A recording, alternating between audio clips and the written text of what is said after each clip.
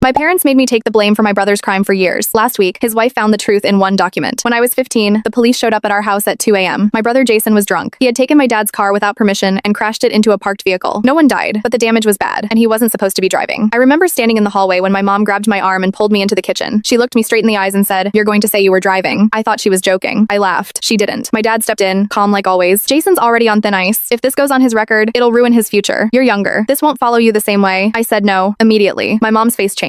"He's your brother." That sentence again, like it was some kind of law. I kept shaking my head until my dad lowered his voice and said, "If you don't do this, you're on your own. No college, no support, nothing." I was 15. I didn't know how to fight that. So when the officer asked, I lied. I said I was driving. That one lie followed me for years. I got charged, lost opportunities, had to explain it in every application, every background check. Jason, he went to college, got a job, lived like nothing ever happened. He never thanked me. Not once. We just never talked about it. It became this silent thing everyone pretended was normal. I moved out at 18 and cut them off as much as I could. Built my own life from scratch. It was hard, but at least it was mine. For years, nothing happened until last month. Jason got married. I wasn't even invited, but a week after the wedding, I got a call from an unknown number. I almost didn't pick up. "Hi, is this Ryan?" Her voice was nervous. "Yeah, this is Emily, Jason's wife." I went quiet. She continued, "I think there's something you need to see." She asked to meet. I didn't trust it, but curiosity won. We met at a small cafe. She looked stressed, like she hadn't slept in days. She slid a folder across the table. Inside was an old insurance document from the night of the crash. Names, details, signatures, and one thing circled in red. Jason's name, listed as the driver. I looked up at her. "He lied to me," she said. "He told me you were reckless, that you almost ruined his life. But this," she tapped the paper, "this says otherwise." My chest felt tight. She leaned back and asked the one question no one had ever asked me before. "Did they make you take the blame?" I couldn't even answer properly. I just nodded. She closed her eyes for a second like it physically hurt. Then she said something I'll never forget. "I married him 3 weeks ago, and I think I made a mistake." Apparently, she had confronted Jason the night before. He didn't deny it. He just said, "It's not a big deal. It's family." That was enough for her. She stood up from the table and said, "I'm filing for an annulment." Just like that, years of lies ended in one conversation. Before leaving, she looked at me and said, "You deserved better." That hit harder than anything. Later that night, my phone exploded. My parents, Jason, all of them calling, texting, blaming me, saying I destroyed his marriage. But here's the thing, I didn't say anything. I just told the truth once. And somehow, that was enough to break everything.